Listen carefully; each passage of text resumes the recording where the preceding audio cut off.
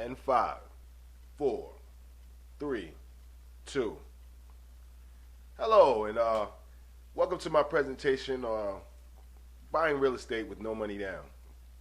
This is the first of a mini set of MP3 audios to come. If you don't know who I am, I'm Gboogie, the king of business credit.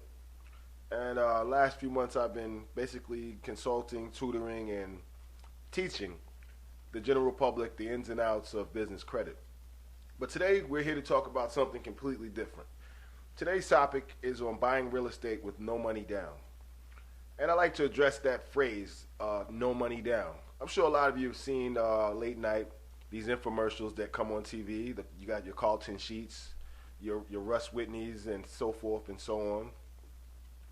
And a lot of, throughout the hype and the sales pitches and the props and the $1 million homes in the backdrop, the actual real definition of the word no money down has been lost.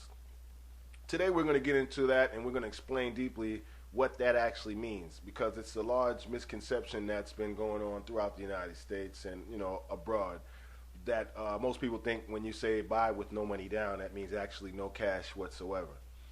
So we're going to clarify that today. Buying real estate with no money down actually means no down payment in the traditional sense. It means you don't have to basically save up the 20% down payment that is usually required in a traditional home purchase or traditional mortgage. There are several ways to go about this. You actually have different techniques where you can purchase a home to live in or own with very little money down at all, depending on how you structure your contract. And then the other side of that coin is flipping properties with no money down. I have a lot of friends and family that are in the real estate game as well as myself. And starting out, if you start out on a shoestring and you have no money and you want to get into the real estate game, then I would suggest starting out on the flipping properties with no money down aspect of the business. The reason for this is because flipping properties with no money down allows you to quickly build cash, and that cash can later be used to purchase homes, to keep and rent out later. But coming right in, that's the way you basically build up your capital to really start any kind of business you would like. And we're going to get into that briefly. I was really tempted to write a book, ebook. I was tempted to actually put some of this on a website, but I feel like maybe 35, 40 minutes to an hour, I will be able to explain this to you to where you'll grasp the concept with no problem at all. And it doesn't really require a whole website dedicated to the subject. Although there are many, many different techniques for doing this, I try to bring the simplest technique available to the layman, the person who knows nothing about technical jargon, the person who knows nothing about any of these terms or has no real estate background whatsoever. And I've been getting a lot of requests lately for this, so I've decided today to take some time out to address this. So, if everybody's ready, we can get into it. I have to give you a kind of a parable of sorts, or kind of like a story, to help you understand the whole process of how this works.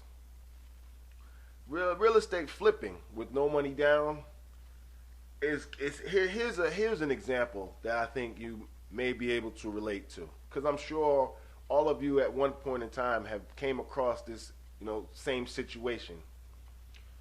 Let's say, for the sake of argument, that you have a friend. You have two friends. We'll call them friend one and friend two. Friend one is your next door neighbor, and friend two is a guy that that lives across town. Friend one and friend two do not know each other. So with that being said, I just had to basically set up the premise and let you know how this is going to go. Now we're going to get into the plot. Friend one, your next door neighbor, while you're outside cutting your grass one day, sees you, comes outside and says, hey, I just bought a brand new sports car. You go over, he's excited, he shows you his new sports car. And, let's say at the time, for the sake of argument, you've been laid off from your job or whatever the case may be. You only have $100 in your pocket to your name, even though that's unrelated to the friend's new car. But let's just assume that you have $100 to your name, or you may have $1,000,000, but let's say you have $100. So you go over to friend one's house. Matter of fact, let's call them friend A and B. That's a little bit better. You go to friend A's house, who lives right next door to you. You go to check out his new shiny new sports car, and you talk for a little bit, and basically he just wants you to share in his joy. And just before you get ready to return back to your yard work, he informs you that his old clunker that he used to drive, he's now selling it. He gives you a price. Let's say just for the sake of argument, he'll take $500 for his old car, which would easily fetch way more than that on an open market. So you say, okay, just in passing, you don't need a vehicle, but you say, okay, well, if I find somebody, interested in it, or someone asks me, I'll let them know. I'll pass that on. He thanks you, then you go back to your yard work. Now, let's say another day you're out with friend B that lives across town, that is unassociated with your neighbor, and you're having a conversation or having a beer somewhere or whatever the case may be, and friend B says, coincidentally, he's telling you about how maybe his car broke down, or he's having car trouble, or maybe he's looking for a car for one of his children, whatever the case may be. So, it just dawns on you, like, you don't tell that friend, but he also mentions in conversation that he has $1,000 to put towards the endeavor. So in the back of your mind, you say, okay, I have a friend, friend A actually has a car that pretty much fits what you're looking for, but you don't tell him this. You're just going through these motions in your head. You're like, friend A, my neighbor, let me go back and talk to my neighbor, and you tell that friend B while you're sitting there, okay, well, if I see something that you may, that fits your criteria and price range, I'll let you know. He thanks you, and you continue to enjoy your evening. The next morning, you go to friend A's house, your next door neighbor, and you basically tell him you're interested in his car. He tells you he wants, the $500 for it.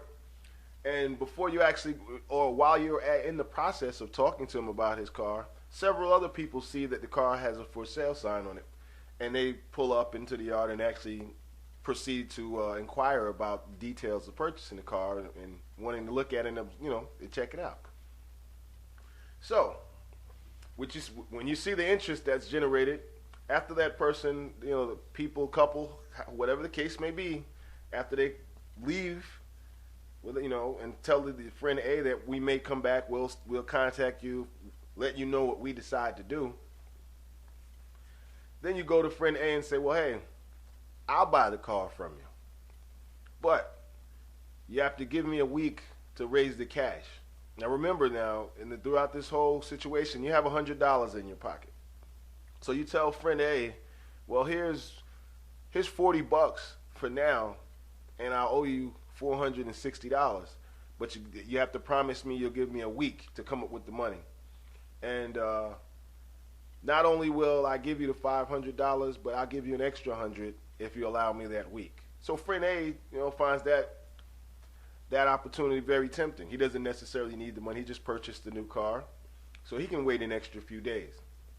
So then you go back to friend B, and you say, okay, I have a vehicle I can sell you for the $1,000. It's right in your price range. It's exactly $1,000. And he says, really? When can I get a chance to look at it?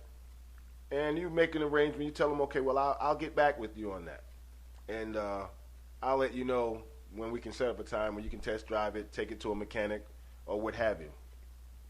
You go back to friend A, let him know that you would like to, even though he's your friend and your neighbor and you've seen him driving the car, daily, you inform him that you may want to have a friend look at the car.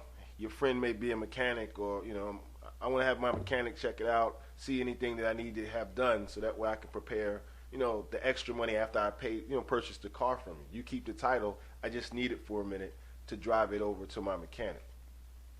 And I'm pretty sure by now, at this point, you can see where I'm getting at.